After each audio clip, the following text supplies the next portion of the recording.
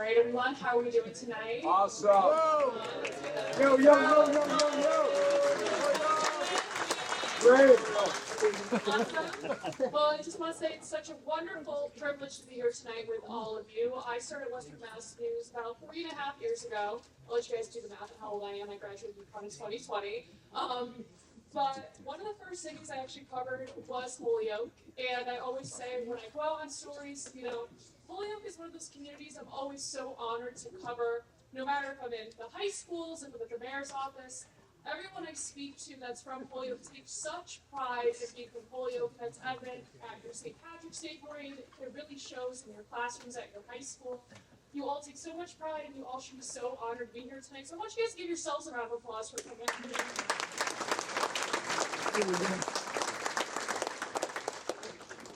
All right, we have some distinguished guests here tonight. The first one I'm going to call up is the captain of your ship to the city of Holyoke, Mayor Joshua Garcia.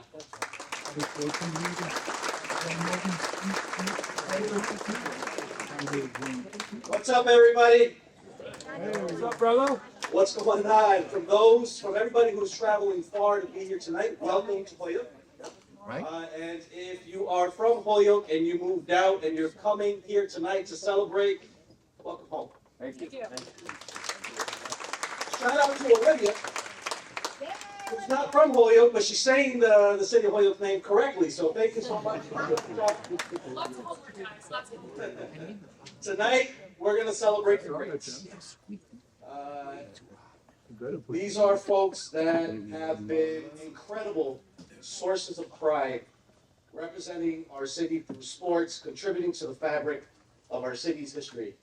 And you're going to hear their stories, but one in particular that I want to share tonight is my youth experience with an inductee who's being honored tonight, Maxwell Perez. So Maxwell, he probably won't admit it, but when we were in middle school, I beat him in a 3-on-3 tournament. And if you don't believe me, I got a trophy in my basement that proves it. And let me tell you, it's a core memory for me because when I was in middle school, Maxwell, and I don't mean to just make this about Maxwell because I've been coming every year since started as mayor, and I hear the stories and I see the pride of the people's faces who remember as folks get inducted, who remember those moments in that time when people did amazing things in sports. And so my memory, Maxwell was in middle school the best of the best. He stepped into the room and everyone knew what time it was. And so to be able to beat him in a 3-on-3 tournament, you can only imagine the pride I had.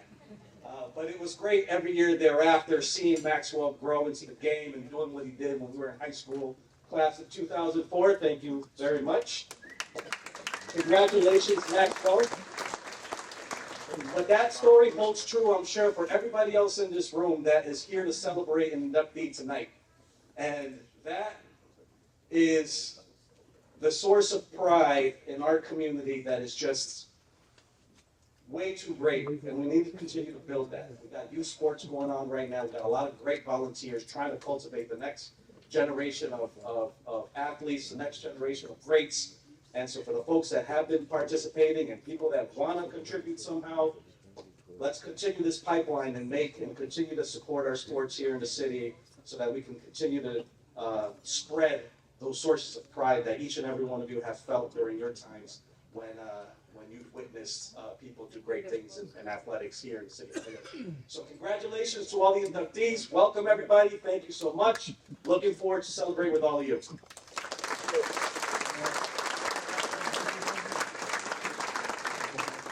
Thank you, Mayor. Quick story for you folks. The big reason I know how to say Holyoke is one of our lovely reporters, Reagan Wilkie. You guys may know her. She's from Holyoke. One of the first things she told me when I started was, whatever you do, don't say it wrong. They will call you out. So I learned fairly quickly. A big reason we're here tonight, sports, athletes, all because of our wonderful Holyoke Public Schools. I had the privilege of visiting Dean Tech to talk to some students about journalism and just speaking briefly with all those teachers and those students. Again, it's evident that you guys really love your city and love just wanting the best for the future and keep working towards a better tomorrow and today, which is just phenomenal. And right now I'm going to call up the captain of the boat, that is Holyoke High School, Superintendent Anthony Soto, if you want to come on over.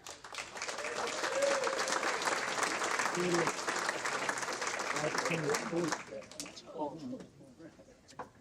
right, thank you. So I'm Anthony Soto, and thank you, Olivia, for not introducing. The first time I gave a speech here, some of you may know I'm the receiver superintendent, but they introduced me as the wide receiver. I was a little offended. I went home and did some sit-ups, went on a diet. So thank you for not doing that today. I definitely want to acknowledge a school committee member that we have in the back, who is all about Holyoke athletics, Mr. Ronnie Collmore, the longest standing school committee member in the entire state of Massachusetts. We definitely want to thank the Hall of Fame committee for all of the work that they did. I'll keep it brief. Tonight we have an incredible night to celebrate the strength, dedication, and passion that have defined our athletes. Tonight we honor not only exceptional individual achievements, but the legacy of excellence that has shaped our community and inspired generations. To our inductees, you've set an example of hard work, sportsmanship, and resilience. You've shown that true success isn't just about winning games, but about character, teamwork, and commitment you bring to everything that you do. Your legacy lives on in the lives of those you've inspired, your teammates, your coaches, and the students who follow in your footsteps. And to our coaches, our teachers, our families, and our community members, thank you so much for your guidance, sacrifice, and encouragement that you've provided all of us and the inductees that we're awarding tonight. Our athletic tradition would not be what it is today without you. Congratulations to each inductee. We're so proud to honor you, your achievements, and to have you as lifelong ambassadors of our district. Thank you so much.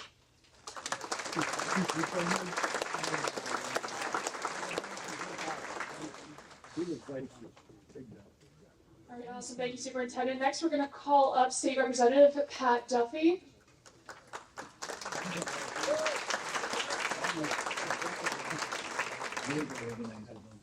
Thanks so much.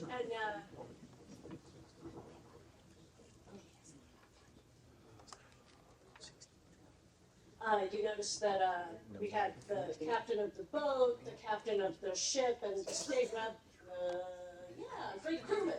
So it's wonderful to be here. Thank you so much. And just to riff off what both the mayor and the superintendent said, what's this hardworking committee? I mean, they're running around like still working right now, and I love what you're doing. That honoring the past and supporting the present and the future.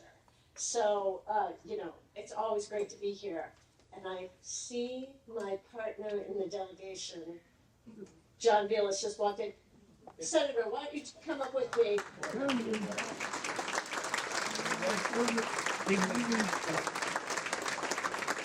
Timing is everything.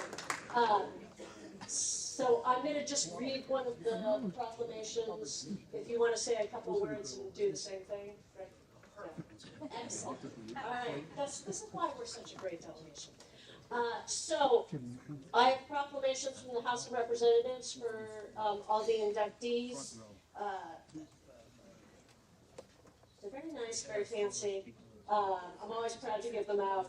Be it hereby known to all that the Massachusetts House of Representatives offers its sincerest congratulations in recognition of your induction into the Holyoke Public Schools Athletic Hall of Fame. It's signed by the Speaker of the House, Ronald Mariano, and by myself, and I'm so happy to give you just a small memento of this great night. Thank you. Awesome.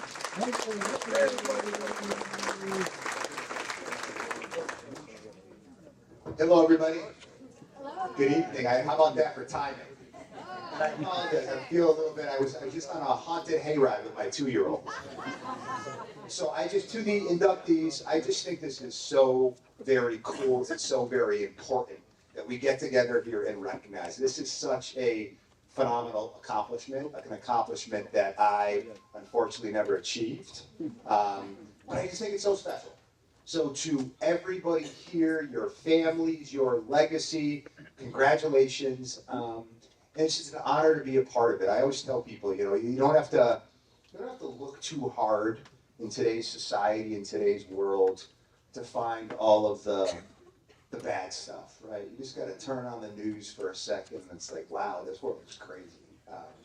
But the really cool stuff, there's a lot of really, really cool stuff, special stuff, important stuff that's going on every single day. And I would strongly suggest to everybody that this is it. So to the inductees, congratulations, God bless, and keep on doing great things. Thank you very much.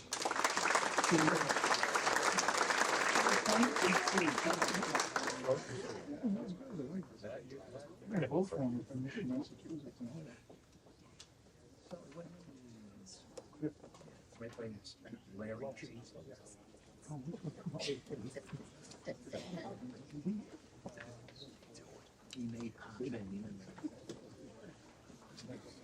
All right, thank you. Just to say, I didn't forget you as the captain. We all know women are really in charge. So if I throw them off, they wouldn't be doing all the heavy lifting for you when they got to do everything. All right, so one more time for Pat Duffy, our actual captain this evening. All right, next I'm gonna call up City Council President Tessa Ramboletti, if she is here. All right, would you take over the mic, Madam President? Good evening, everyone. How's everyone doing? This is like a nice high school reunion that I wasn't really totally prepared for. It's so nice to see you all. My name's Tessa Murphy Ramboletti. I am the City Council President. And on behalf of the City Council, I do believe I have City Councilor at Large Mike Sullivan is here. Mike, where are you? There he is. He'll be back out here later when we give out some proclamations. Any other city councilors that I missed and didn't see? Okay, great. You're all my witness. This is such an awesome evening. It's particularly special for me because there's so many great people that I had the privilege of going to high school with and seeing them in their athletic careers. I am never going to get inducted into this group. I was the slowest kid on the track team. If Mr. Legowski's here, he can attest to that. But it has been an honor watching all of you grow into awesome adults as well, and I'm just privileged to be here. Without pride, there really is no community. And so all of the pride that we have for all of you and for our city, it's great to be here with all of you, and I hope you have a great night. Congratulations to all the inductees.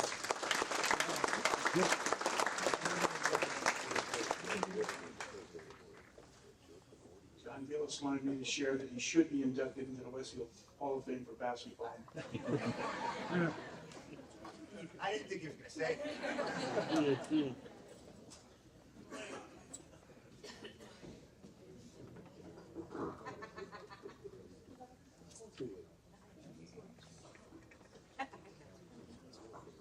All right, that is all the important people. Now to you folks, the even more important people, why we're all here tonight.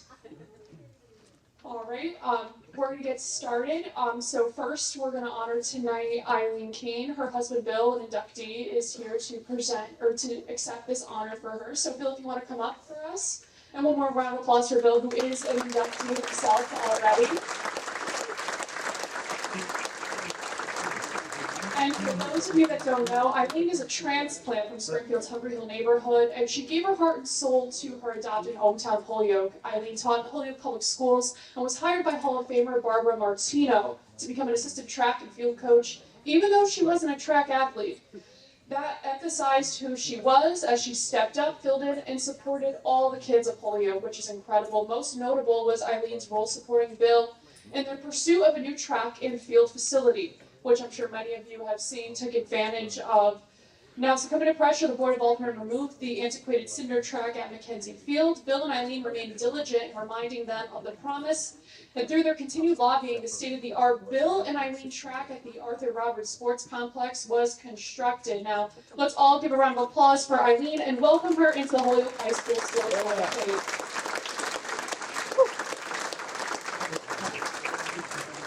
Thank you very much. I didn't realize she was going to read my speech for me, but they told me I have 90 minutes, so I can... I'm sorry, that was 9 minutes? My mistake. Thank you to the selection committee of the Hall of Fame, and thank you to the friends of the Kane family that have come here tonight to honor Eileen, especially my son Chris, Eileen's sister Chris, and her husband Dave, her niece Missy, and a classmate of mine from class of 1967, Bill Bevan. Congratulations to all of tonight's inductees. Those among you who went to Holyoke High School hold a special place in the hearts of Eileen and I, because we watched and cheered for each one of you as you competed. And as teachers in the schools, we had the pleasure of watching you grow up and become real people. You're supposed to laugh at that point. In 2019, I was deeply honored to be inducted into this Hall of Fame, and I knew, though, that I really shared that honor with the most important and influential person in my life. Excuse me. I'm here tonight to accept this high honor for that person. Eileen passed away in August of last year, and since many of you did not know her, I'd like to say a few words about her and what she did. A life is not important except in the impact it has on other lives. Those words were spoken by Jackie Robinson and appear on his gravestone in Cypress Hill Cemetery in Brooklyn. They are also on a photograph that sits on the piano in my home. They represent a philosophy that both Eileen and I embraced and used to inform our adult lives as parents, as teachers, and as coaches. As has previously been said, Eileen did not grow up in Holyoke. She was a Cathedral High Panther. That's where the blues, I suppose. But when we started our life together 55 years ago, she became a Holyoker in every sense of the word. She grew to love this city as much as I do, and dedicated most of her professional life to its children. She started her professional life using her degree in computer science as a programmer analyst working in the insurance industry. Her move to education came as a total surprise when she announced one day that she had quit her job and was going to start working for the Holyoke Public Schools. When I asked her what she would be doing, expecting her to say that she'd be doing something with computers down on Suffolk Street, she surprised me by saying she would be using her other degree in elementary education. When I asked her what she would be teaching, she said simply, "I'll be teaching children." So this is an important part of her story because it's that idea, I will be teaching children, that was the foundation of everything she did in both teaching and coaching. Eileen did not grow up a track athlete herself. She had been a dancer and a gymnast. The company she worked for as an analyst had a corporate cup track team, so she joined and competed for the first time. Track and field can be, like most sports, an incurable addiction. And she became a track official and worked many dozens of USA track and field regional and national level meets. Then turned her attention to coaching, got certified by USA Track and Field, and Hall of Fame member Barbara Martino gave her her first chance to coach alongside Judy Fern. She made the most of the opportunity, and later, after Judy retired, Eileen assumed the role of the head girls coach in both track and cross country. Her primary goal as a coach was not to simply make kids run faster or jump or throw farther or higher. Her goal was to teach kids to respect and love themselves as well as others, to be honest with themselves as well as others, and to strive to do their best in everything they did. She taught them to win with humility and to lose with dignity. She taught them the highest ideals of sportsmanship without most of them even knowing what she was doing. She didn't motivate kids by yelling at them or belittling them.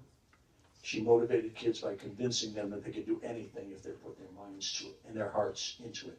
When she wanted to get someone's attention, she would lower her voice rather than raise it. She did the same thing with me. After each event, every athlete who did what she asked them to do, give their best effort and have fun doing it, was rewarded with her beautiful smile and sometimes a motherly hug. That was certainly my motivation for always doing my best. I became absolutely addicted to that smile, and especially to the hug.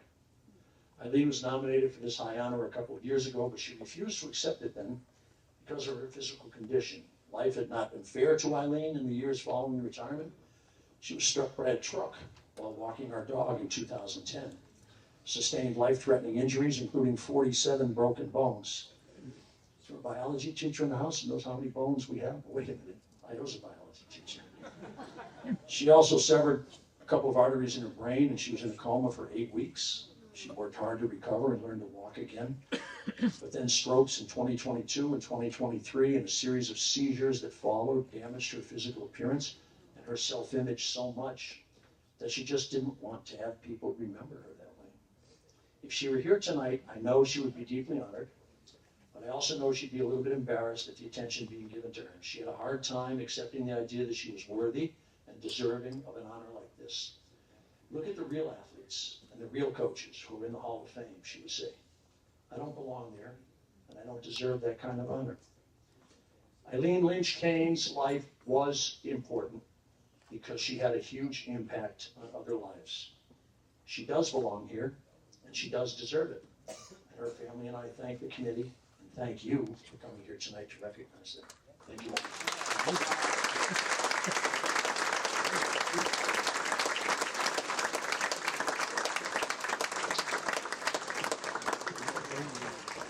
Thank you, Bill. That was beautiful. Can we hear it one more time for Bill and Eileen?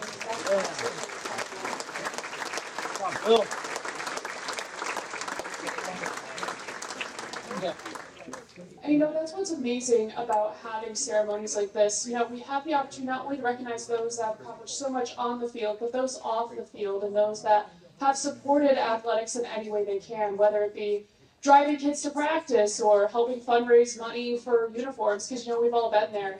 Really seeing that sports is truly a team effort. So I know there's many of you in here that may have driven a kid to practice or picked up extra hours as that team mom and made snacks for the kids. So I want you guys to give yourselves another round of applause, because I know being a parent, being an athletic supporter, is tough work, and we appreciate you guys.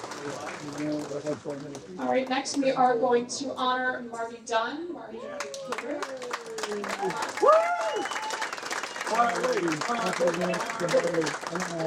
That's okay, we can take Marty.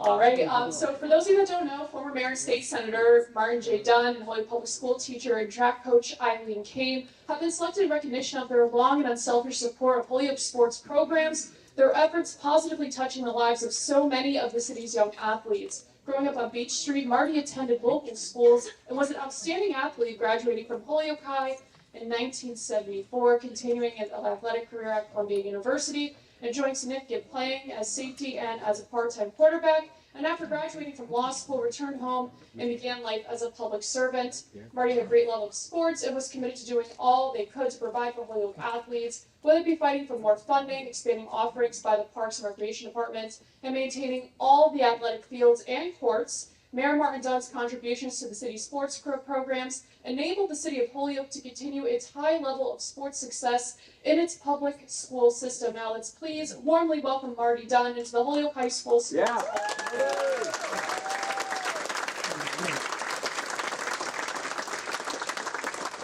Thank you, Olivia, and all of the elected officials, superintendent, mayor. Oh, what a spectacular night. I can't believe it. Stand up, Dee. Today we gather to celebrate the lives and legacies of some great Holyoke athletes and the contributions they made to the Holyoke athletic programs. I had a talk with Bill before we came out, and we said we weren't going to cry, but that was a really touching story for Eileen. I stand before you with a heart full of gratitude and deep emotion as I accept this award on behalf of Marty, who left us way too soon. I'm deeply honored reflecting on the contributions that Marty made on the Holyoke sports. This award is a testament to the love he had for the city and for all of you. Is Jerry Hobart in the room tonight? I think so. Jerry asked me to speak fast so he can have some extra time at the end.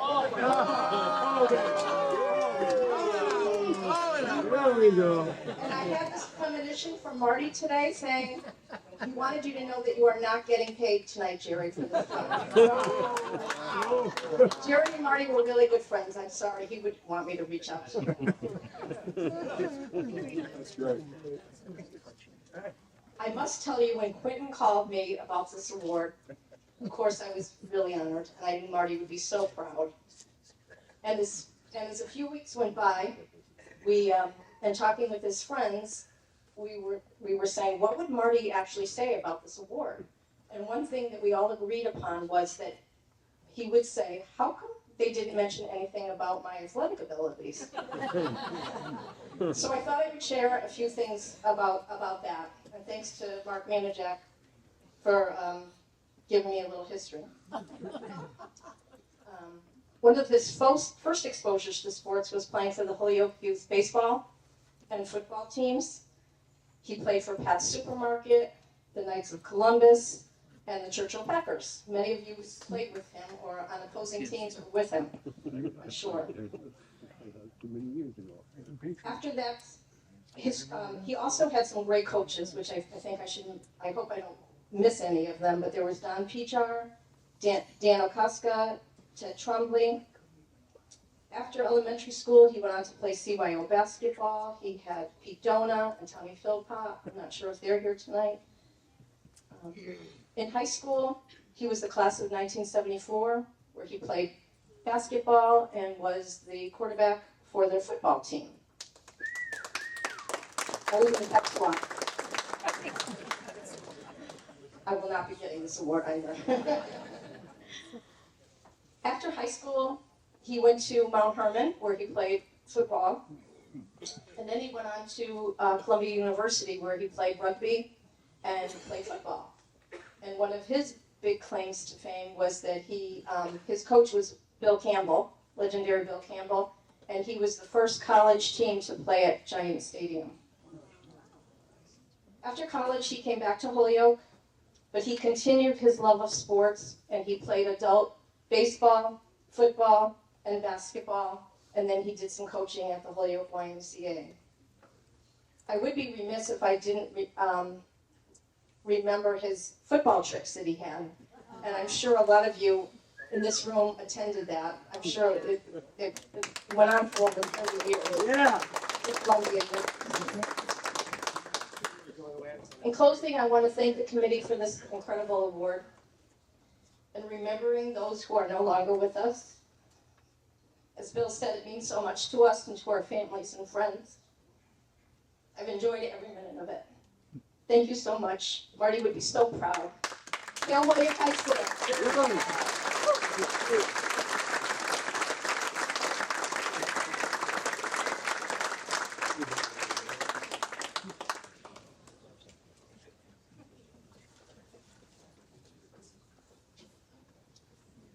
Thank you. Next, we'd like to, will you keep clapping for another round of applause?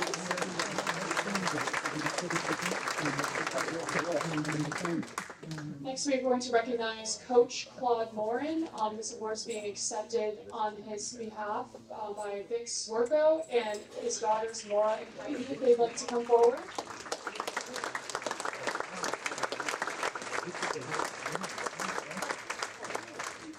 Claude's coaching career dates back to 1962 when he was the tennis coach at Holyoke High School. He also coached volleyball at Holyoke High, which later led to a job at Westfield State. Among his accolades were the 1973, 74, and 75 Western Mass Boys Varsity Basketball JCB Championship. Claude also coached soccer and in 1978 was awarded the Larry Briggs Award, the highest honors in Western Mass soccer from Pioneer Valley Soccer Officials Association. In 1980, he received an honorable mention for the annual Sportsmanship Award given annually by the Pioneer Valley Soccer Officials Association. There's also swimming, finishing as the most successful swim coach at Holyoke High School, career mark of 82.7, with 52 consecutive wins between 1966 through 1972. Please welcome Coach Moring into the Holyoke High School Sports Hall of Fame.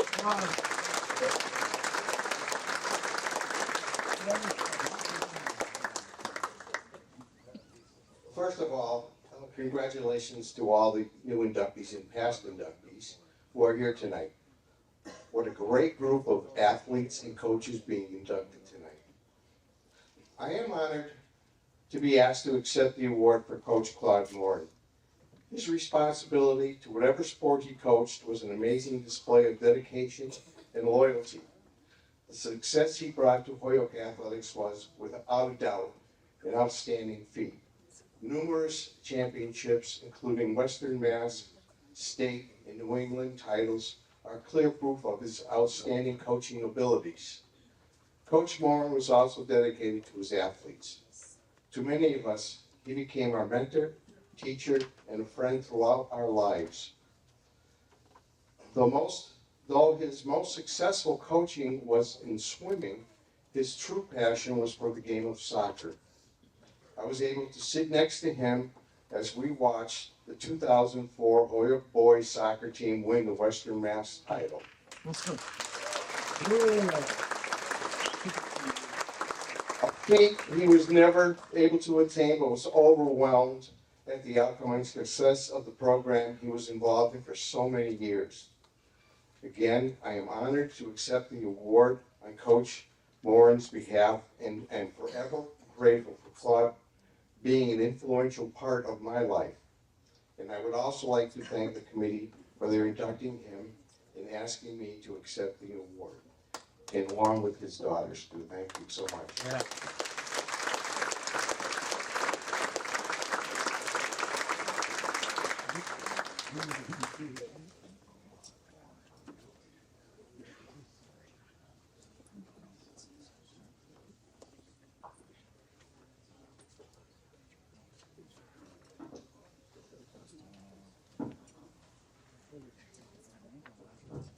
All right, thank you for that. So for this next award, we're taking it back a few decades, but before we do, I just want to see who's in the room tonight. If you graduated Holyoke High School between 2010 and 2023, anybody? All right, there we go, there we go. Anybody in the 2000s? 2000s, okay, we got a little more. All right, we got the mayor too waving, all right. Anybody from the 90s? 90s?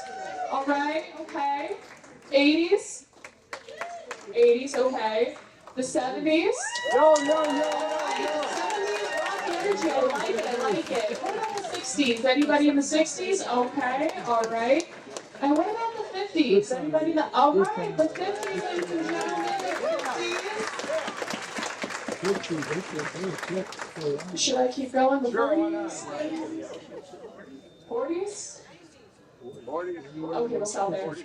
So for this next one, we are taking it to 1950 to honor the legendary Peanut team. I'm sure you've all heard the story. We have the glorious Peanut Bowl right here. Absolutely incredible. And we have Charlie Berubis accepting this award on behalf of the team. If you want to come on up.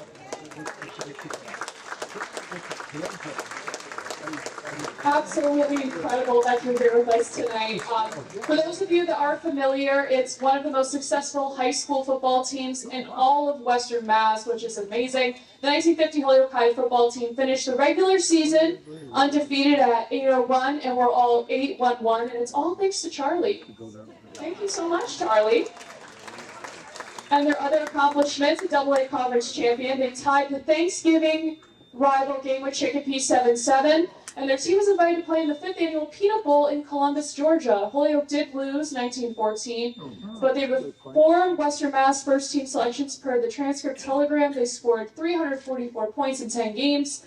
And 1950 Holyoke team were called the Panthers, not the Purple Knights. That is a fun fact I just learned today. That's pretty cool. They are one of the most, again, successful Holyoke High teams of all time. And just another testament to how incredible Holyoke is. I learned that it was the city that band together to help get those funds to send that team there. So another tip off to you guys in Holyoke for doing such great things for your athletes. But without further ado, we're going to welcome the 1950 Holyoke football team into the Holyoke High School Hall of Fame.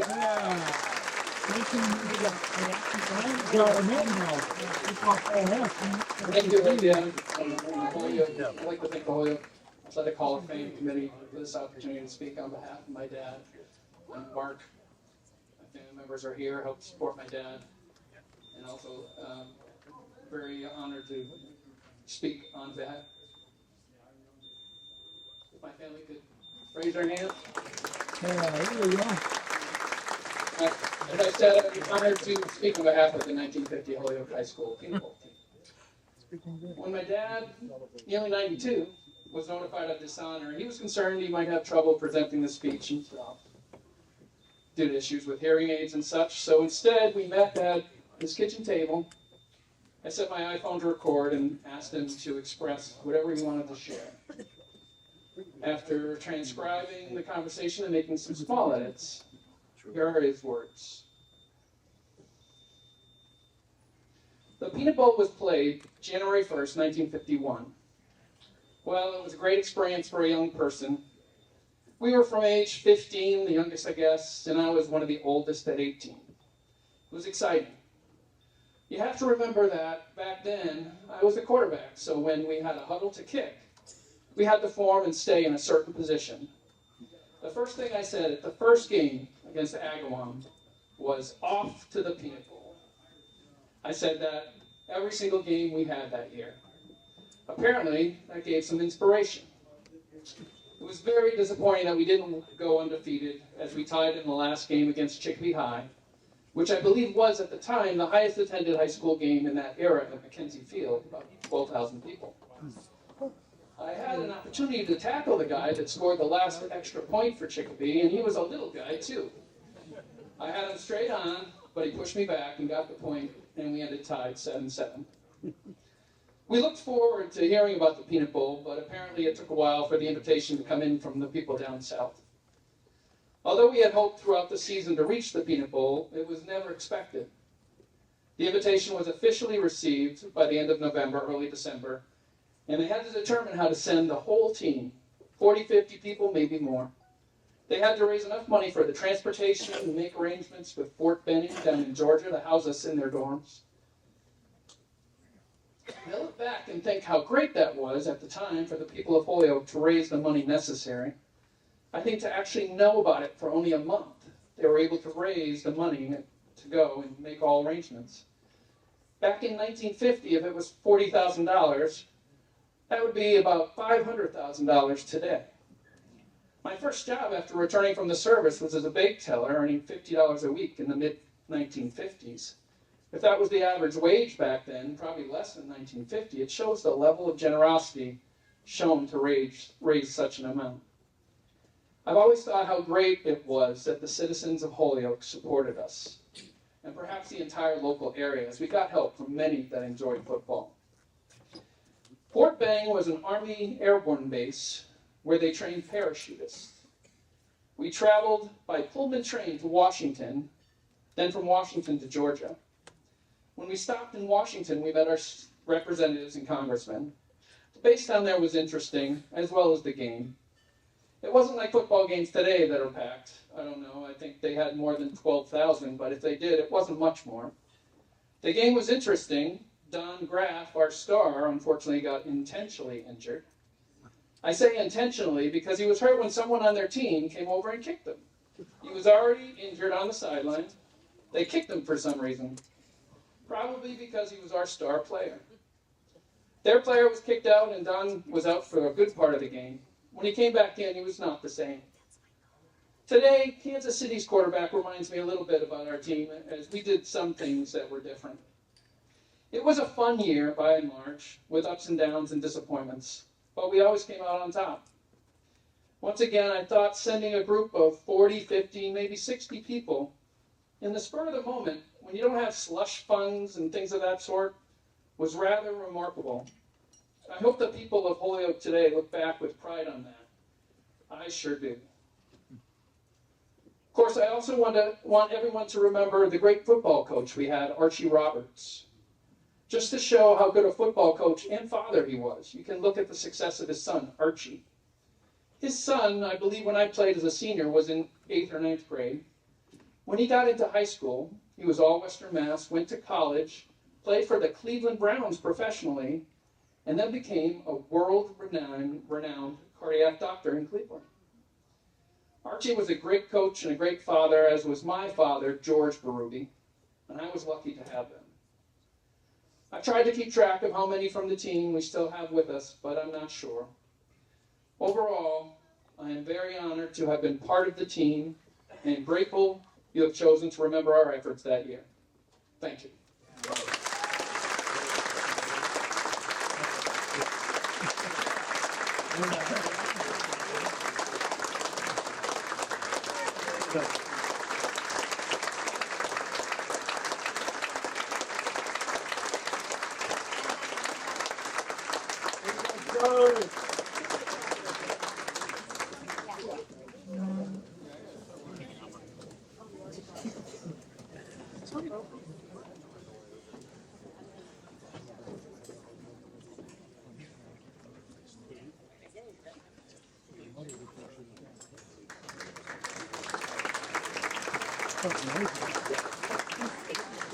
And right now, we're going to start things off with honoring another class. We are going to take it to 2004.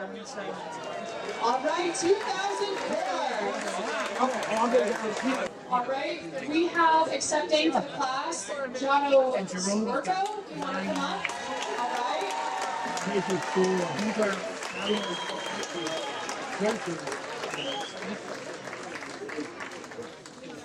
All right, 2004 was a great year from what I recall. Green Day was on the radio.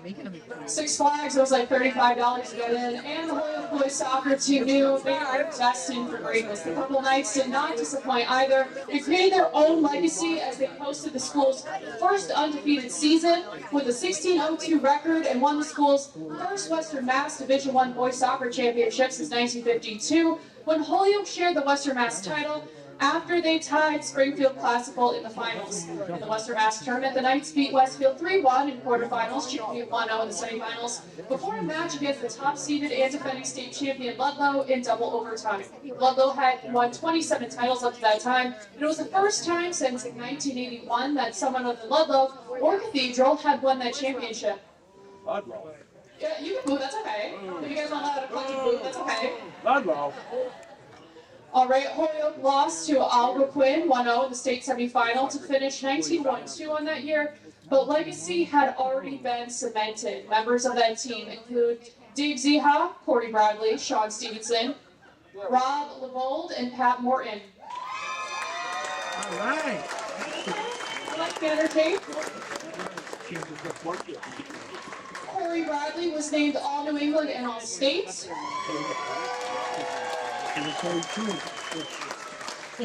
Let's keep the energy going and let's welcome the 2004 Holyoke High soccer team into the Holyoke High School Sports Hall of Fame.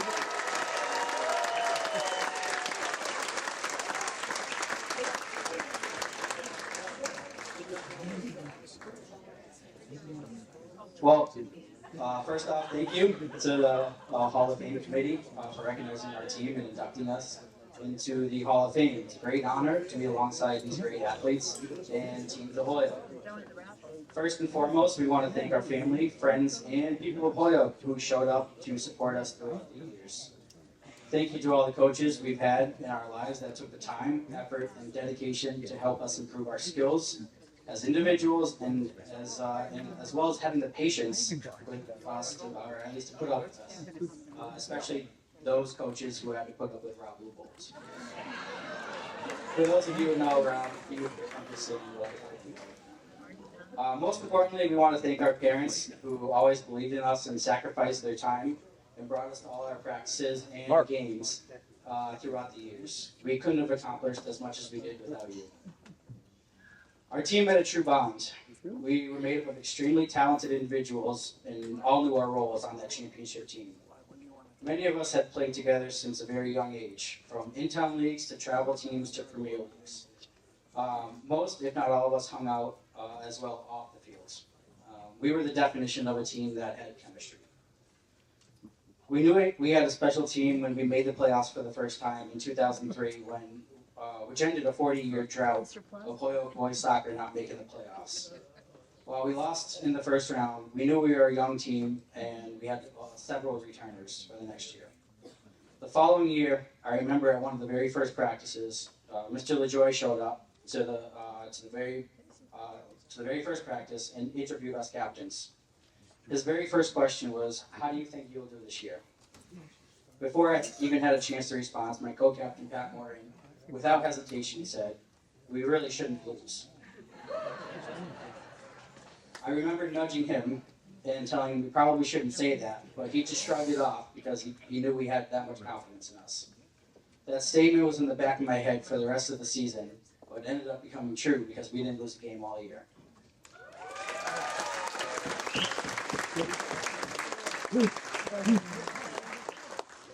Many of our opponents underestimated us because we were from Holyoke, and historically we weren't very good at having a good soccer program.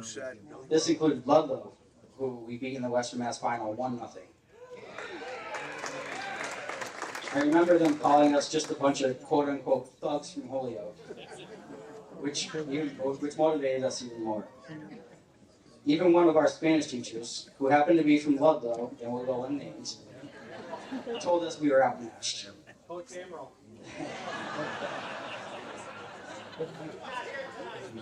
There was truly no better feeling than seeing actual tears on their face after the game when we won. The following Monday, we walked into his first period class with our trophy held high. Our coach, Sean Bradley, coach, stand up.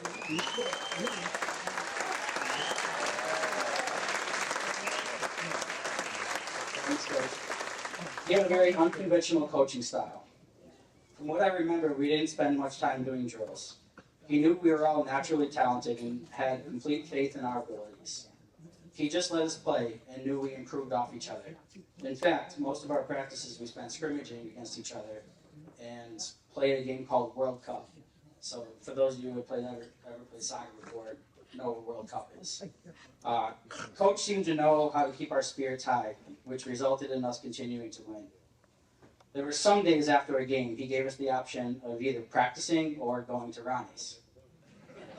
I think this goes without saying we chose Ronnie's.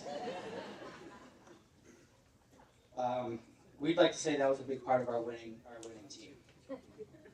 One of Coach Bradley's most well-known qualities, especially when he wasn't pleased with our efforts, was telling us how bad we suck. Or in his favorite phrase, piss poor at play. There was one time I remember during a halftime talk when we were down a goal, he told us that he thought the girls' JV team would beat us the way we were playing. Turns out his words of encouragement worked because we ended up winning that game. I feel that Coach felt his primary role was to show up to the game to give the refs a hard time, and that included Coach Steve Sullivan.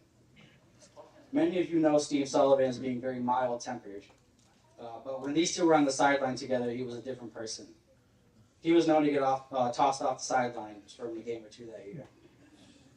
I also want to take this time to acknowledge Coach Lester Zyla, who also assisted in the high school program for over 23 years.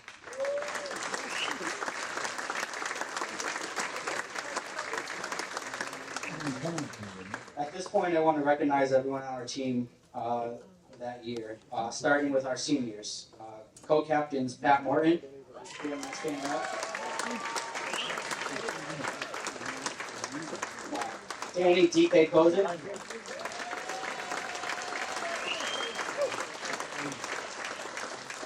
Some of these members aren't here, so if you're here, just stand up when I mention your name. Matt Parentella, Pat Beaudry, Dylan Cassell, Jay Bent, J.R. Zyla, and Chris Mathis for senior. And Chris Mathis scored the winning goal of the Colors Day. Chris Mathis scored the winning goal of the championship game. I'm pretty sure that was his only goal of his entire career. Good accomplishment. Our juniors, Jesse Castellano, Joey Daigle, Corey Bradley,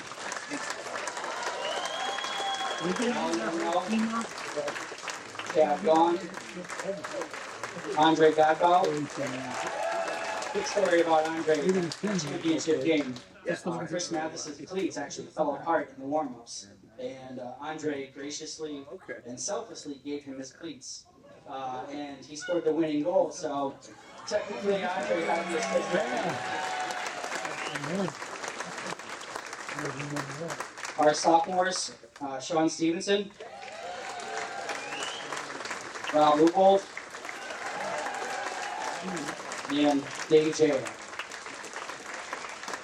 Last but not least, I want to recognize Justin Chavez, who passed away unexpectedly a couple of years ago. He was a very integral part of our championship team. He was a natural athlete with great skill and played every game at 100% and left it all out on the field. He loved the game of soccer, our team, and most importantly, he loved Holyoke. Many of you have probably seen the shirts with Made in Holyoke on it. That was Justin. He created that slogan and brand. He left a lasting impression on everyone he talked to, met, and knew, and will always be missed.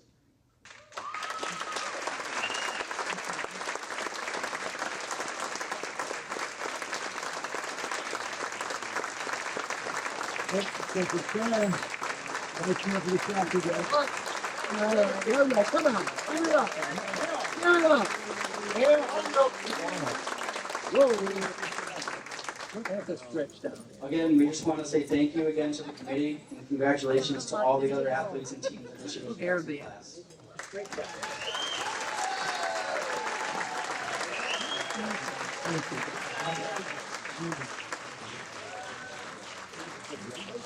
Thank you so much. One more time for the class 2004, if you guys want to stand the entire team. I didn't play sports in high school. I don't know if you could tell, but my parents had high hopes of me going to UConn for basketball on a full ride, being 5'10". It didn't work out in any sport. We tried 4 or 5 different sports, but this next athlete we're honoring, excelled in 3 sports. So don't tell my parents, but that is incredible. We are honoring Michael Athas.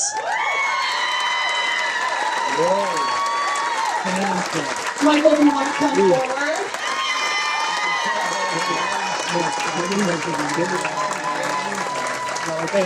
Now, Michael earned 8 varsity letters at Holyoke High School, like I said, in 3 sports. In his senior year, the 2000 graduate was elected captain for soccer, basketball, and baseball. As sophomore on the Holyoke soccer team, Athas led the team in scoring and was the 2nd leading scorer in the Churchill-Moriarty League, earning 2nd team All-Western Mass honors. Athas also excelled on the hard court, helping Holyoke to win the Western Mass Championship his junior and senior years. But it was the baseball diamond where Athas really excelled. A 3-year starter and captain in both his junior and senior years, he also earned All-Western Mass honors in 1999 and 2000. In college at UMass, Mike was 3-year starting shortstop. He was selected to play for the Hernandez Mets in the prestigious Cape Cod League as a junior in 2003, and was elected the Minutemen's captain as a senior. Now let's all welcome Mike Athas into the Holyoke High School Sports Hall of Fame.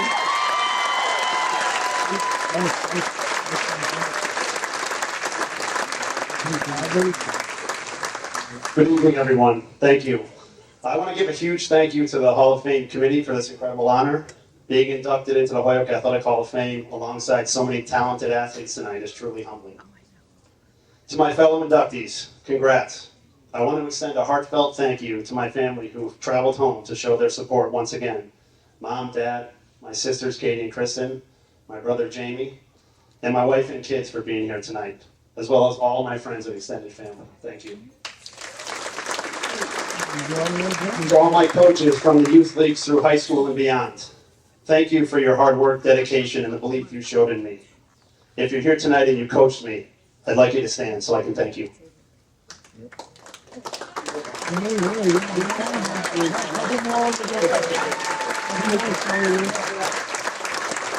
I was fortunate enough to have some great coaches throughout my high school career, with coaches Jim Tisdale and Pete McAndrew for soccer, Bob Listowski, Jim Hart, Jim Hobart, Ramon Cosby, and Bill Regatley in basketball, Mike Kennedy, Pete McAndrew, Pat Brennan, Paul Gabala, Tom Sheehan, and Tom Brassel for baseball. I spent the most time playing for coaches Bill Regatley and Tom Brassel, and those experiences still resonate with me. Coach Regatley and I still keep in touch through Facebook and text, catching up on life and sharing memories from those unforgettable days on the court. I'll never forget his laid-back style. He'd walk into the gym with a coffee in one hand, sunglasses on, with his cool, calm confidence that set the tone for the whole team.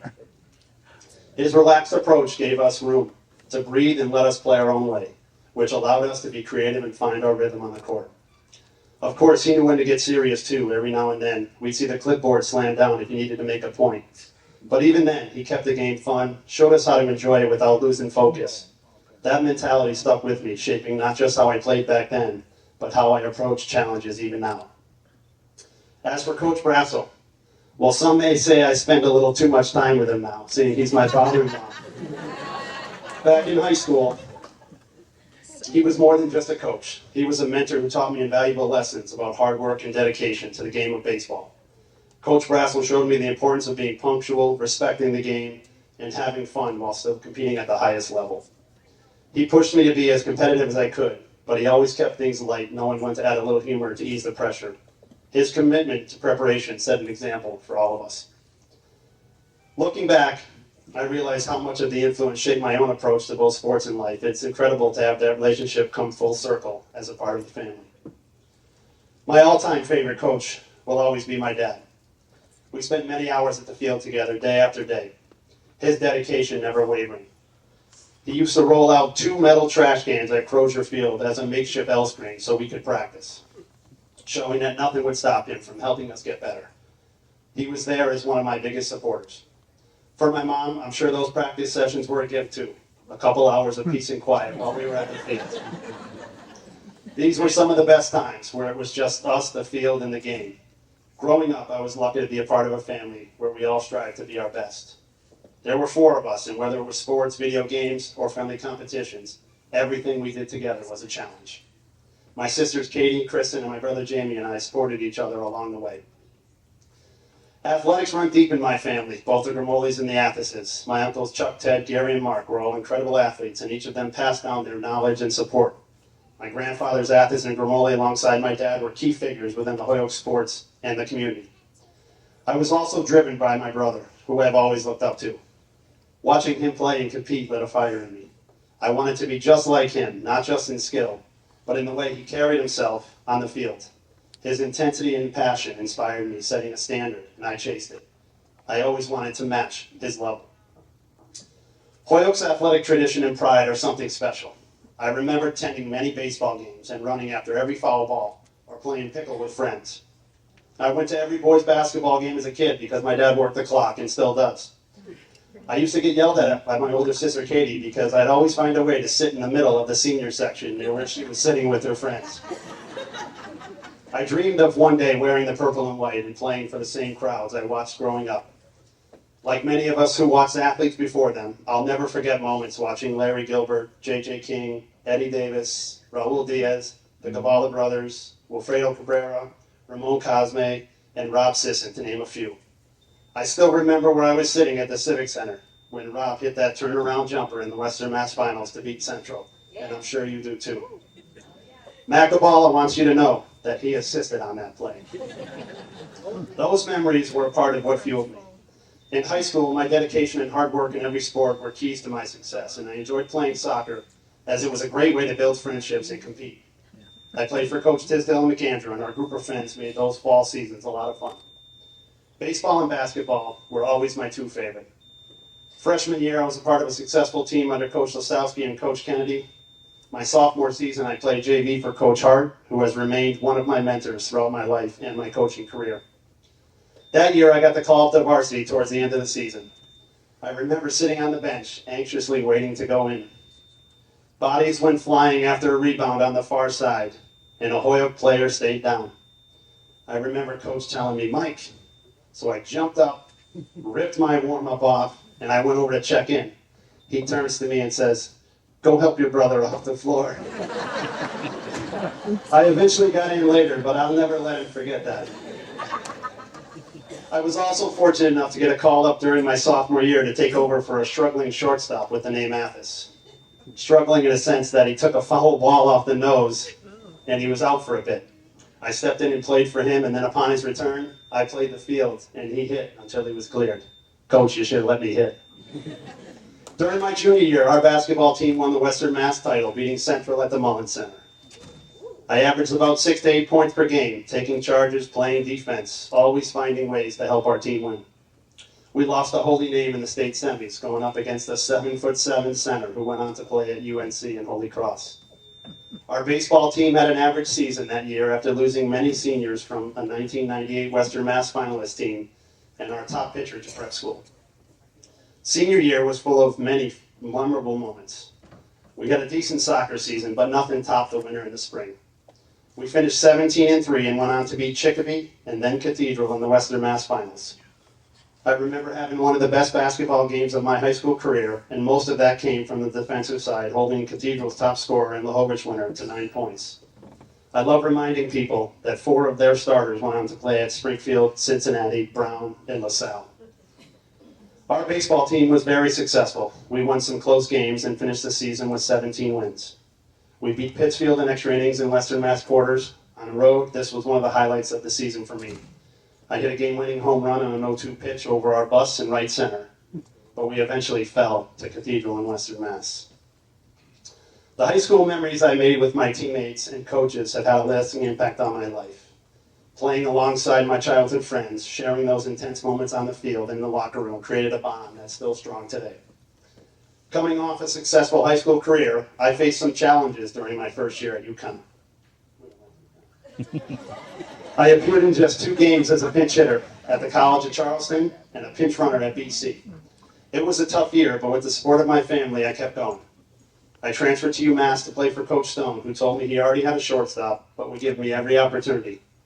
I earned the starting spot 8 games in and never looked back. After a strong junior season, Coach Stone encouraged me to try out for the Cape League. After the tryout, I was offered a temporary 2-week contract by Coach Carcone from Orleans. He said to me, I need a shortstop for 2 weeks until Stephen Drew arrives. Knowing I'd be stepping in for the Arizona Diamondbacks top draft pick made it even more exciting.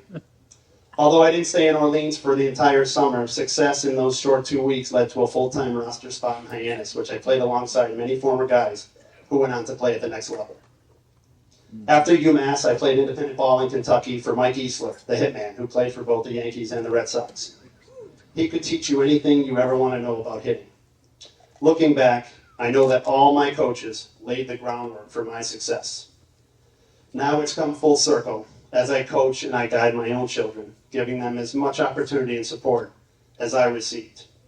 As I always tell my kids, in the end, it's not about being the best at everything. It's about hard work, dedication, and being a good teammate. And when you commit to those values, excellence has a way of following. Thank you all for being a part of this journey and this honor tonight.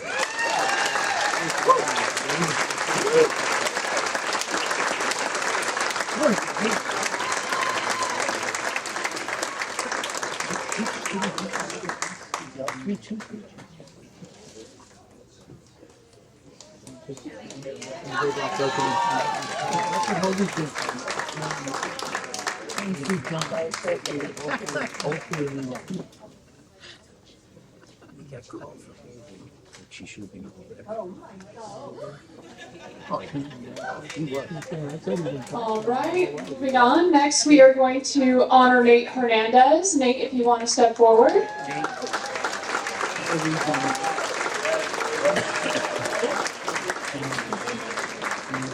When you talk about a jack of all trades, Nate Hernandez should be part of the conversation. As the 2007 Dean Technical High School grad made his mark, Nate would earn varsity letters all 4 years as a member of the Dean football team, playing both sides of the football. With Nate roaming both sides of the ball, the Hawks earned the school's first ever bowl game. In Nate's senior year, he earned the first team All-Western Mass honors. As a member of the basketball team, Nate was a 4-year high-scoring starter with his career with 1,068 points. Dean posted winning seasons all 4 years with Nate on the court, winning the Bi-County League title in his senior year. Everyone, please welcome Nate Hernandez into the Holyoke High School Sports Hall of Fame.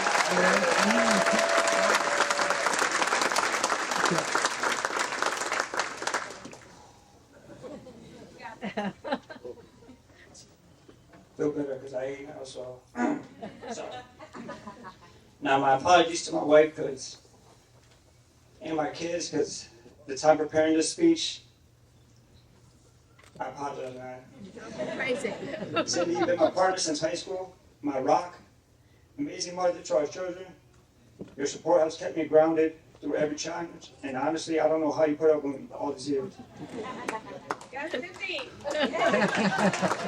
When you do all my highs, my prime, which face it was one of my years at Dean. I've always had a thing for humor, so when I was around her, I felt right. Check this out. We're writing notes to each other in class. You know, I'm feeling the vibe and all that. So I shoot my shot in a note. I'm like, so you want to run that phone number up to school so we could talk after, or? And without missing a beat, she wants to say, you want to go run a mile?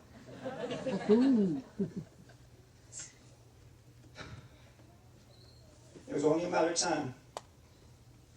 So I was friends only in 10 seconds for a record, but you're here tonight, so I win. To the Holyoke Sports Hall of Fame Committee, I want to thank you for this incredible honor. It's humbling to stand alongside athletes I admired my whole life. Legends like Mark Wohlers, Larry Westbrook, J.J. King, Ramon Cosby define Holyoke sports history. My earliest moments include my dad taking me to high school games where I watched Cedric Washington shine on the football field. I'll never forget Larry Gilbert at that cage. That was my first favorite basketball player. From the Westbrooks to Cabreras, the Almodovars, the Bags, their legacy is timeless. And I'm just honored to be a part of it. My high school football team's induction with some of those names was a proud moment. And now sharing this recognition feels like a dream come true. But to top it all off, when I was in middle school, everybody's favorite basketball player in Holyoke is being inducted tonight. Basketball has always been my first love, and I remember competing in CYO and suburban league games with some of you guys. It was where I met all my friends. Seeing this, my father saw an opportunity to piece together a team, all kids right here from Holyoke. He gave us a chance to see a world beyond our small city. Looking back, I realized how exhausting that was for him, just to manage so many energetic kids. We were like puppies on espresso. Running around and having fun, my dad, along with officers Chris Dunn and Edwin Sestaci, they did their best to keep the chaos at check. Long story short, we became the second team in Massachusetts at 12 and under. With the addition of twins from Springfield the next year, we won gold. The memories from those years are unforgettable. National tournament invites and our parents turning those tourneys into vacations. We traveled to Virginia Beach, to Memphis, the Disney Sports Complex, where we got to see future pros in action. Shit, I think we even went to Canada for one weekend. Those middle school years were some of the best of my life, just full of laughs, lessons, and way too many ice packs. But I want to give a special thanks to Coach Gary Bestman. He's not here tonight, but his tough love pushed me beyond what I thought I could reach. He taught me the value of hard work and discipline, and that foundation stayed with me ever since. Coach McGrath, my God, man. Thank you for believing in me and challenging me to elevate those around me. You taught me that leadership is not just about standing out, it's about lifting others. I appreciate the countless times you checked on me about my academics and shop classes.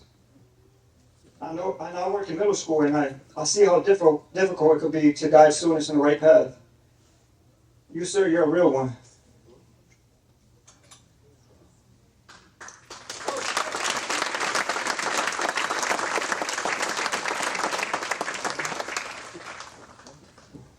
Coach Johnson.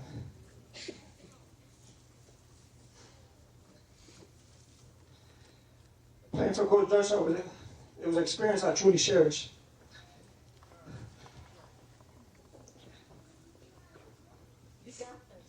His passion, his strategic mindset, integrity. He set him apart as a leader. I liked football, but his dedication to the sport, it made me fall in love. I'll never forget his presidential speeches, but one just stuck with me about the responsibility of athletes, just us as athletes, to be role models. And he highlighted how a simple conversation could make a difference in the lives of students with special needs, reminding us that the impact reminding us of the impact we have has the same on others, because they too attended our games and looked up to us. The entire coaching staff at Dean played a vital role in my journey. They created an environment focused more than just winning games. Coach Doobie, rest in peace. Coach Taylor, O'Neill, Bennett, and I know I'm forgetting more, dedicated themselves to ensuring that every athlete felt valued and important. I know they truly cared about our growth on and off the field, and that's our, like I told you before this, you including Coach Webb, the head of culinary arts. As a coach, just being there, those spaghetti dinners, homemade Gatorade. Incredible. I'm incredibly grateful for the opportunity to work with such amazing coaches who taught me the values of love, discipline, and strong work ethic. These lessons continue to guide me today, and just thank you for everything. And finally, to my parents,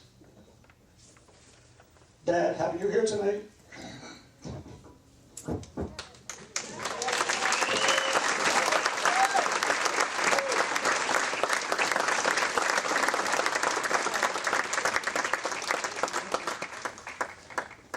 Just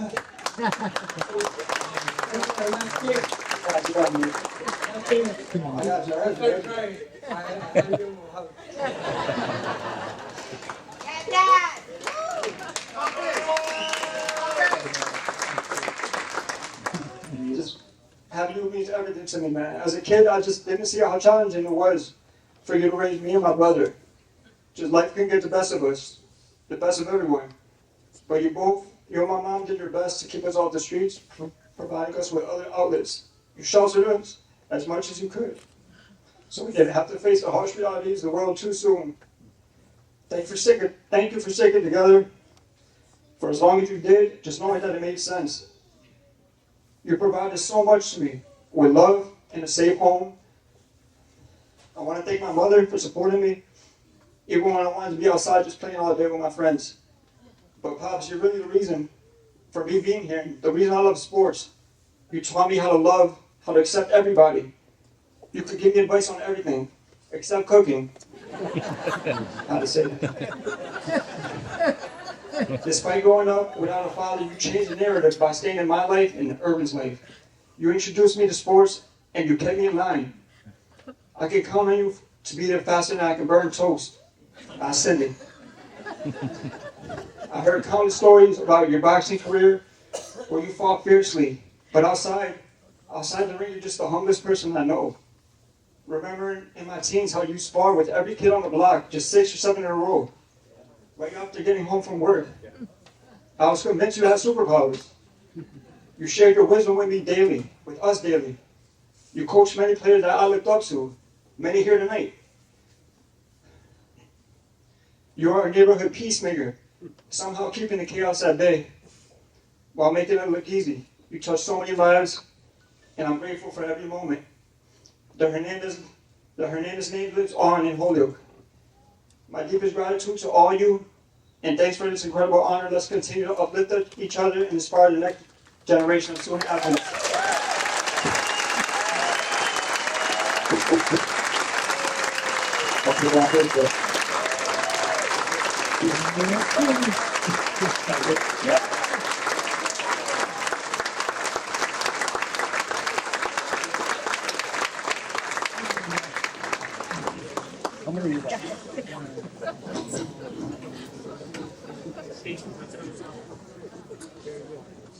Yeah, Nate, you running for president? You should.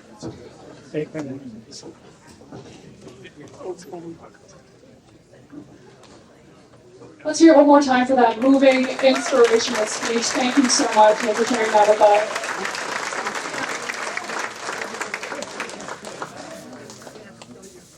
All right, the next athlete we're going to honor tonight is Chris Legowski. Come forward. Now, Chris had such an impact not only on the Golden Hawk soccer pitch, but on many of the soccer fields throughout the Pioneer Valley.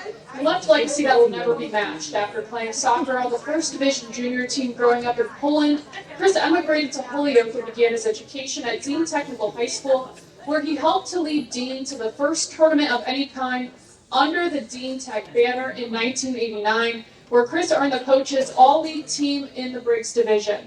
In 1990, Chris was the leading scorer in Western Mass, netting 31 goals. As a senior in 1991, Chris finished his high school career at Dean as the school's all-time leading scorer in just 3 years, with 80 goals and 20 assists in 47 games, and was selected as Division III Player of the Year by the Western Mass High School Soccer Coaches Association. We can clap, all right. After graduation, Chris stayed in Western Mass and brought his game to a higher level and played for the New Hampshire Phantoms and trained with the Tampa Bay of Major League Soccer. He also played for the Western Mass Pioneers in the D3 Pro League, where he was the team's second leading scorer in 1998 with 9 goals and 2 assists. Let's welcome Chris Legowski into the Holyoke High School Sports Hall of Fame. Thank you. I've been told make this speech quick, fast, say 2 words. So I got you on this one. Thank you.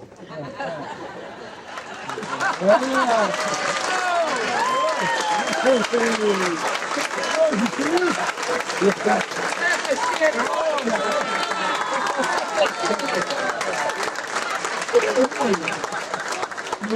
like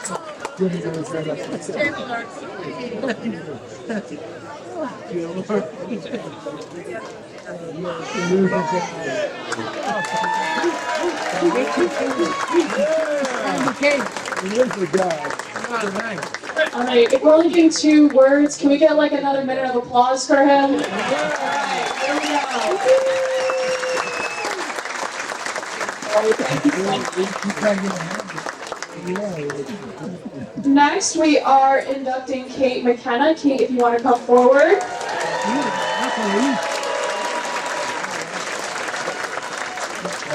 Arguably the top female athlete ever to grace the athletic fields at Holyoke High School, Kate McKenna earned 11 varsity letters as a standout in soccer, basketball, and track.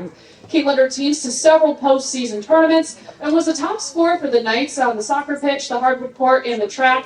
As a junior, Kate led the Knights in scoring and earned All-Western Mass first team recognition and was named to the All-State team. Elected team captain as a senior, Kate was again named first team All-Western Mass and All-State. Kate's talent for scoring continued each year on the basketball court. On March 1st, 2006, Kate McKenna achieved something no girl at Holyoke High had ever done before, as she scored her 1,000th career point. Wow. On the oval each spring, Kate was the Knights' top sprinter on the track team. In Kate's senior year, she dominated the 200 and 400 meters, qualifying for the Western Mass Championship in both. Let's all welcome Kate McKenna into the Holyoke High School Schools Hall of Fame.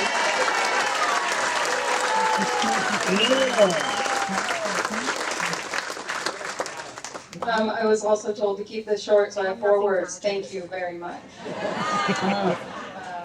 I'd like to start by thanking the Hall of Fame committee for the time and effort they put into selecting the 2024 class and organizing this event tonight. I'd also like to congratulate the other inductees on this honor. I'd like to thank the Wyckoff staff, particularly the bartenders whose drinks have given me the courage to stand up here right now. Sports have always played a huge role in my life. As a person who stutters, I learned at a very young age that sports would allow me to express myself in ways that I wasn't able to through talking. Sports taught me the importance of hard work, commitment, teamwork, and so many other values that I carry with me today. Sports also introduced me to some of my closest friends, girls who I met when I still had a bowl cut. And I even met my husband playing co-ed in indoor soccer. Fortunately, I didn't have the bowl cut then.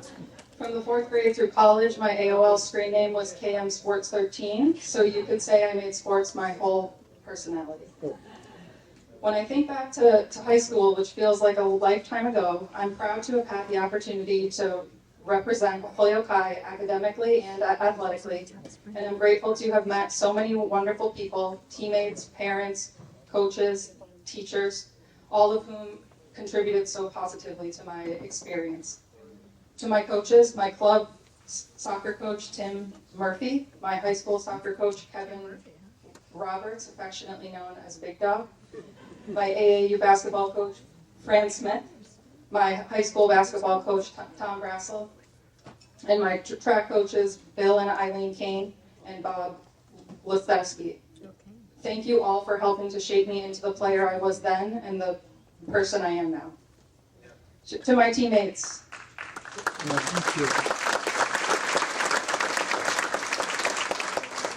it was a pleasure to share the field, court, and track with you all. I am forever grateful for the wins, the losses, and everything in between. To my friends, thank you for being here tonight, and thank you for always being in my corner, except for allowing me to wear those big blue ankle braces. Why didn't anyone tell me? And last but certainly not least, to my family. To my husband, Mike, who didn't know me in high school but is here supporting me tonight. Thank you for being here and for not sneaking out for a quick 9 holes. To my kids, Kira and Mikey, I hope you find something that brings you as much joy as sports have brought to me. I promise to help you find that, whatever it is. They stayed home tonight because they can't behave in public. To my siblings, Bridget, Mike, and Maura, thank you for encouraging me and supporting me even when you wanted to put my head through a wall. I spent most of my early childhood going to your games, watching and learning from all of you. To my mom, you certainly didn't teach me how to kick a soccer ball or shoot a basketball, but you taught me so many life skills that helped me in sports and beyond. Not to mention, you kept the household afloat while Dad and I drove all over New England to games. I didn't know then, but I certainly know now. And to my dad, who never missed a game, you passed down your love of sports and much more. You coached me when I was a little kid, but I never stopped looking at you as a coach. I loved all of our rides across New England. Thank you both for the sacrifices you made to let me pursue my love of sports. I never felt more myself than when I was on the field or court competing. I share this honor with you tonight. Thank you.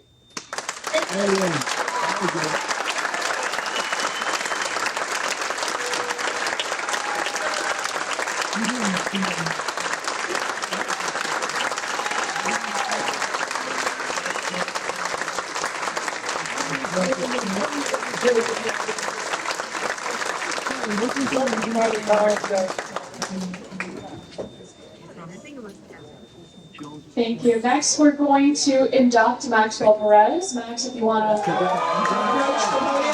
the podium. You're getting close, man. A deadly combination of accuracy and speed, Maxwell Perez was a virtual electrifying highlight on the Holyoke High basketball courts.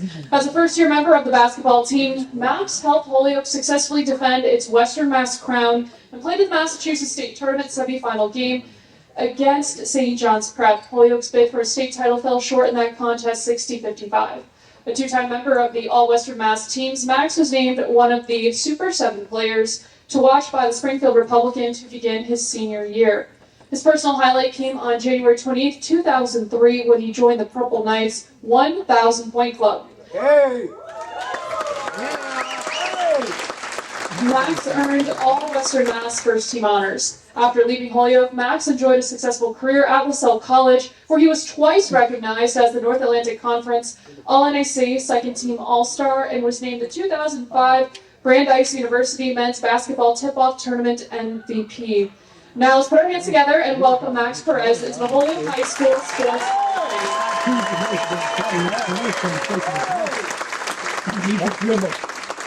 It's in my comfort zone. I want to thank you guys. All right, I'm going to start my speech.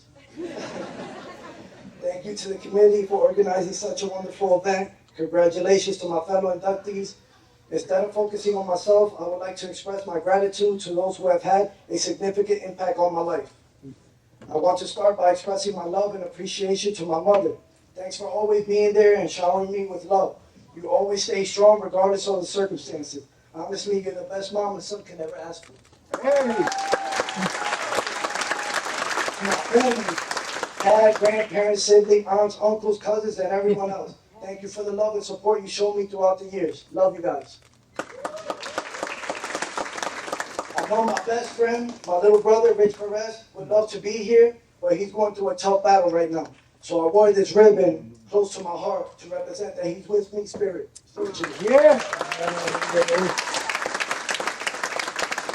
For my wife, we started as middle school sweethearts and have been through a lot over the years. God has been our rock, helping us raise our 5 amazing kids. I've also got to give your mom props for all her support. We couldn't have done it without her in our village. Life can get hectic, but I wouldn't want it any other way. Love you with all my heart. Yes. To my 5 kids, you drive me crazy. Which also pushes me to be a better man every day. I know I'm not perfect, but you guys are the best kids a dad could ever ask for, and the greatest blessing in my life. I'm super proud of each and every one of you. Love you guys more than you'll ever know. Hey. Although he couldn't be here, I want to take a moment to recognize someone who inspired me during my childhood, Baldo Cabrera. When I started as a freshman, Baldo welcomed me with open arms and became like a big brother to me. Anyone that knows Baldo knows that he could be tough at times, but as I reflect, this was his way of showing us, pushing us to be our best. Thank you, Baldo. I was fortunate enough to be a part of one of those teams that won back-to-back Western Mass Championships. What a time for Holyoke High basketball. Yes, sir. To my teammates, what an incredible journey it was to play alongside you all, representing the Holyoke Knights in front of our families, friends, and community. Those were truly some of the best times of my life. Stepping onto Coach Regali's court and battling our adversaries together. The memories we created give me chills to this day. I believe each of you deserves recognition for your contribution, and I am grateful to share this honor with you all. Thank you for the amazing experiences we shared, and the bond and brotherhood we forged is everlasting. Yes. Also want to thank Coach Regali and all my coaches over the years. Your support has meant the world to me. I know I wasn't always the easiest to deal with. I had many moments of immaturity. One time really sticks out where I decided to quit the team over a decision that was made. But Coach Regali didn't give up on me. He got me back on the team. That moment really could have messed me up. Thanks for everything, Coach. Yeah. To Ramon Cosby, I know you almost didn't make it here because you found out late and had other plans. But I'm really glad you did. It wouldn't have felt right without you. You've had a major impact on my life. You were more than just a coach to me. You stood by me when I needed support the most. I gotta be real though. Back in sixth grade, all the way through high school, I hated it when you pulled my jersey, got in my face, and cursed me out. You definitely couldn't get away with that today. But as I matured, I realized that tough love was exactly what I needed, and I'm super grateful for it. Love you, Ramon. Lastly, big thanks to Mike Sullivan. It's hard to find the right words to express my appreciation to you as well. You came into my life without any basketball knowledge. I remember when you tried to teach me how to shoot free throws underhand. That English taught me for life. You just had a genuine love for your city and wanted to live up the youth. I was lucky to be one of those kids who got to learn from you. I always treasure the little mirror you gave me with the poem on the back of it titled "The Man in the Mirror." After graduation, it has a strong message which simply states, you can fool the world, but you can't fool the person looking back at you. That lesson has stayed with me and pushes me to stay true to who I am, no matter what. Love you, Mike. In closing, thank you again to the committee for the selection. I'm truly honored to be a part of the class of 2024 Holyoke Athletic Hall of Fame. God bless and enjoy the rest of the night.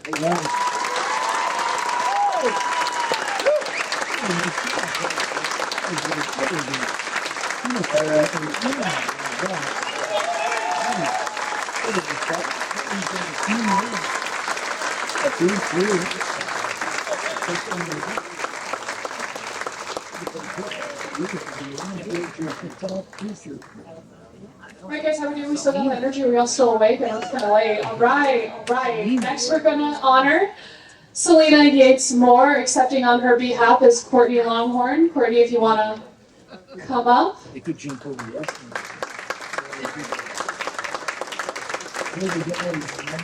The area's top sprinter in only her first year, Selena was undefeated in the 100 and 200 meters during the regular season before becoming the 200-meter titles at the Western Mass Championships.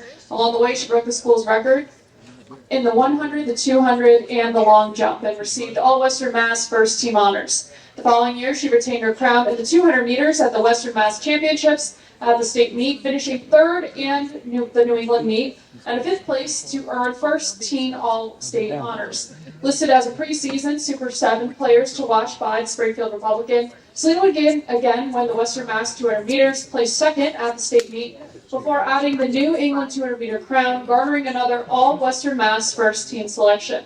In her senior year, after sustaining an injury on the basketball court, she finally got the elusive 200 meter state title. She did finish as the Western Mass 200 meter champion, making her the only four-time winner ever in that event. A two-time All-Western Mass first teamer in basketball, Selena helped the Holyoke High basketball team post a new school win, marked with a 23-3 record, as the team won the school's first ever Western Mass Girls Division I championship. Let's put our hands together. Oh, sorry, there's a little more, excuse me.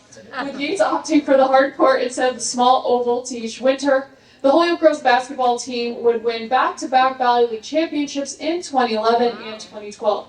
Now I know you guys have the energy. Let's welcome Selena Gates into the Holyoke High School Sports Hall of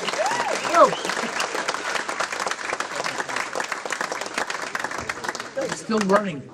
So my sister just decided to give my wife the speech. So this is my first time seeing it. So just bear with me. And says Selena couldn't be here today, but she put me on spotlight to read the speech for her tonight. She wanted you all to know she's going to keep this speech short and sweet, just like she ran the 200. But here I am reading this so-called speech. She's got jokes. First and foremost, she wants to thank God for giving her the ability to have the athleticism to be granted this award. She wants to thank our mom for pushing and giving her drive to be the best, also keeping her level-headed and not letting her head get too big. Thank you for being at every one of her sporting events while working 3 jobs. We don't know how you did it, but she strives to have the strength you have, Mommy. Your turtle. Excuse me, this is figuring out. Made it. I guess I messed that up. She wants to thank our dad, who's watching for her from heaven, being at every one of her track meets and sporting events, cheering her on, and and of course, giving her the outstanding athletic ability. Thank you for that. Superman is hard out here without you, but I appreciate the drive you installed in me and never giving up and trying harder. So the sky's the limit, he'd always say, telling her before every event. And she's forever grateful for that time that she got to spend that time with you. May you rest in peace. She would like to thank the committee for the induction into the Hall of Fame, and a special thank you to Rick LaJoy for his recommendation to the committee. He told her last year to not be surprised if she finds herself back to receive yet another induction into the Hall of Fame. Thank you so much for making this happen for me. To our friends, our family, thank you for coming to support her today, her absence, and every day since she started sports around 6 years old. She wants to thank her brothers for treating her like a boy. She had a lot of brothers. And not taking any crap because she wants to be the favorite child, which she is. Jealousy isn't good, guys. No, yes, she does. Antonio Brown, Tremaine Langhorne, rest in peace. Courtney Langhorne, Terrence Yates. I absolutely love all of you with my whole heart. Committee, if you need any more nominations, those would be some top choices. Coach Stutzard. Here we go. Balance this out. Coach Stutzard, thank you for making her work with the boys, training hard to be the best and pushing her in her highest ability. When she wanted to slack off, you challenged her to go to the next level. Her legs still hurt from the time she walked into the practice with a huge bag of most sugar-filled cereal, and you made her run until the legs were about to fall off. She told you she was a sprinter. And you said, not today. Today, you're a long-distance runner. Thank you, sir. Coach Robert Legowski, the man who called her Jim Thorpe and a freak of nature, the man who also wouldn't let her play freshman football, even though she was eager to sign up. She knew you, obviously didn't know her speed. She would have never been a great receiver for you, Coach. Wait, she obviously didn't know her speed. This is what happened when you give the speech at the last second. I didn't get the prep. She's glad y'all had the track season you did, to see the look on your face when she continued to set record highs as almost every track meet just to beat them the next track meet. Your coaching was firm, but yet so gentle. You pushed her to run her first 400, even though she thought she didn't have the wind to finish that. You still owe her a steak dinner, by the way, but when she tied the record, you were right there at the finish line, cheering her like she was a child of your own. And that made her want to do better. Thank you for being at every finish line, cheering me on. Lastly, but most importantly, she wants to thank her children. Excuse me.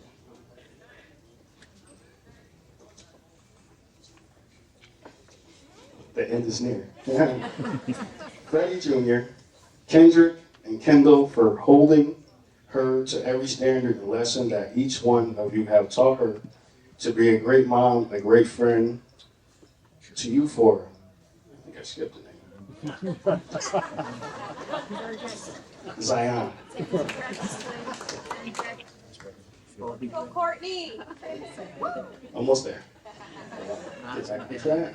Each one of you have taught her to be a great mom and great friend.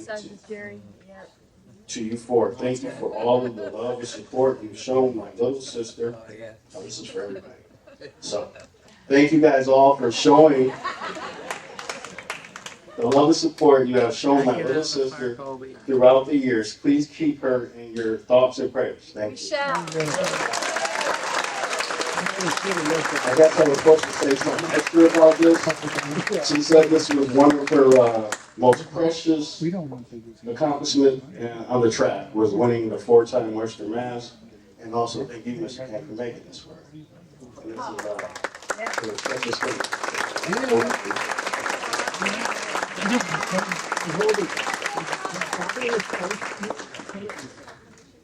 He lives in Maine. Yeah. Why isn't he?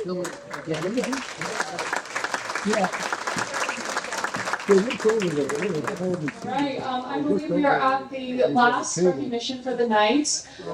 We are going to travel back to 1970, the 1970 Holyoke High football team. Do we have some representatives in here tonight from? Thank you. Accepting the award on your behalf is Jerry Hobart. Jerry, if you want to come forward. He's gonna use up all his time getting there. Don't start the clock yet. Don't start the clock. Come on, Jerome. Kick some butt. No prisoner. Of course I did get that. So now, who's videotaping? Who's got the whole videotape? I like the pom-poms. Keep waving, folks. 1970 football.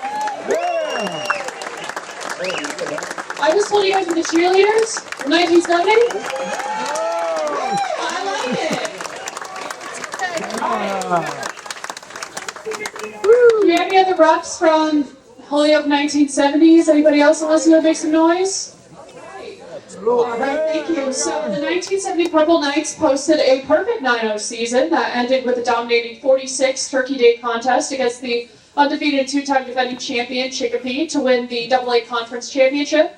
It was the first perfect season for Holyoke in 12 years. The 39 seniors on the team had won 22 wins out of 25 games. Holyoke was the only team in Western Mass to finish undefeated in 1970 and scored more points and allowed less points than everyone else. Running back, Ron Westbrook set a new Western Mass career scoring record, 308 points, and accumulated 3,904 total yards in 3 years. Wow. Tom Rohan threw 18 touchdown passes for a new Western Mass and AA Conference record. Now for our last crew tonight, let's make some noise for the 1970 Holyoke High football team entering the Hall of Fame tonight.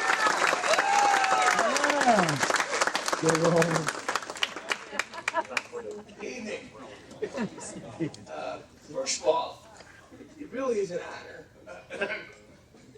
to speak on behalf of the team, because that's what we were, was a team. And all ways, shapes, and forms. And we all got along, and we fought like hell.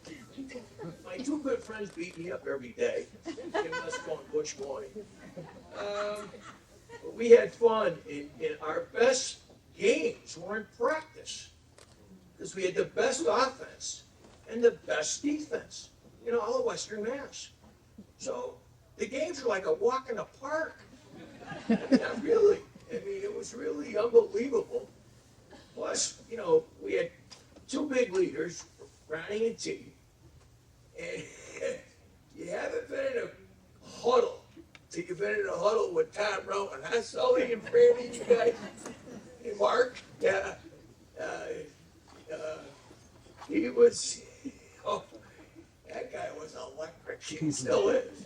But anyways, yeah, our biggest, I'm sorry, can you guys hear me? Start again. Am I really here? Are we here?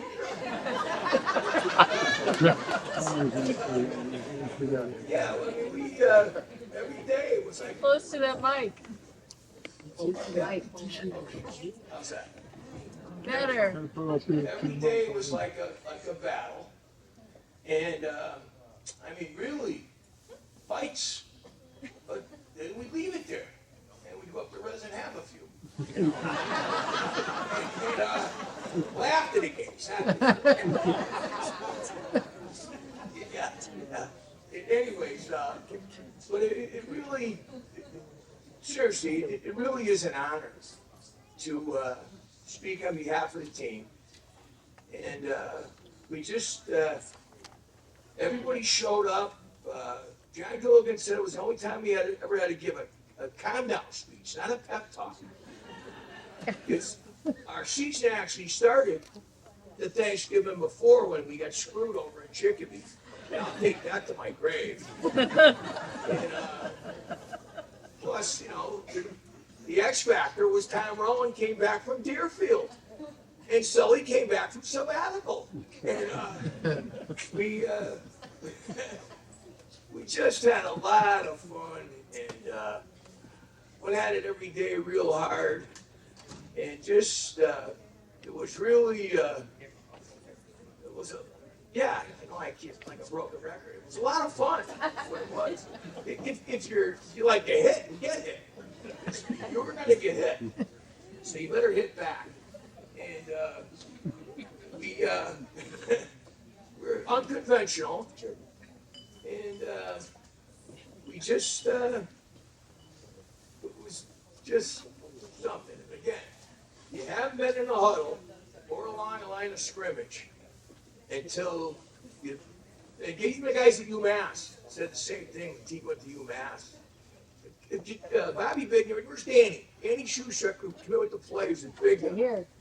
And they'd say, hey, T, Mr. Gilligan's really getting mad.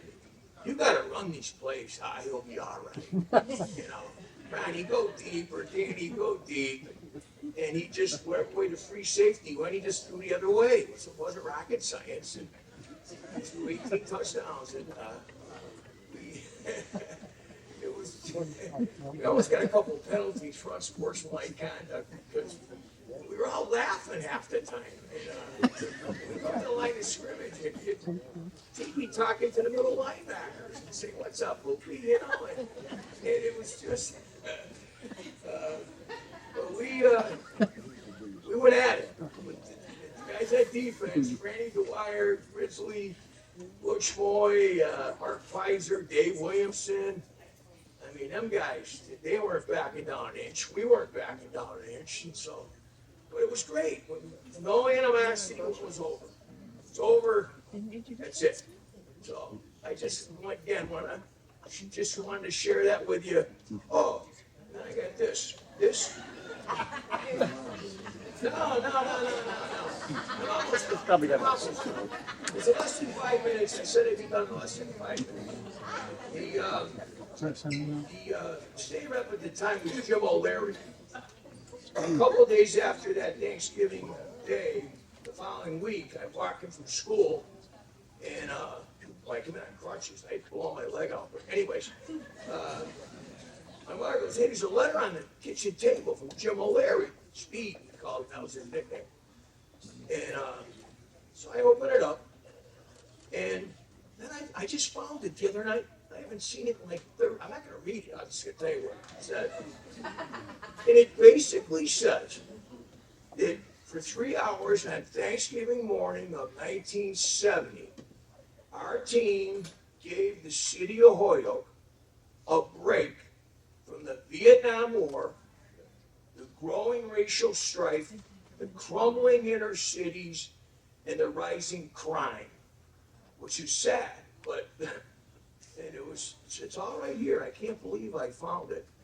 And it's eloquently written, and that's the gist of it. That's what we should be proud of. Giving this city the hope.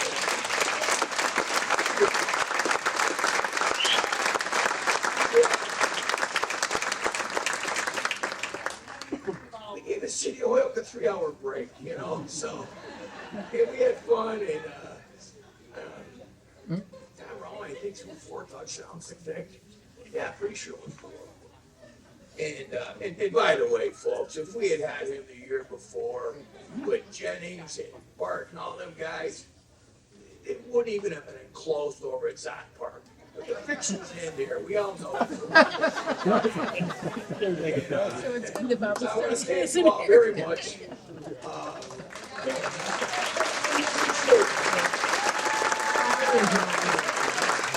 Going to hold it.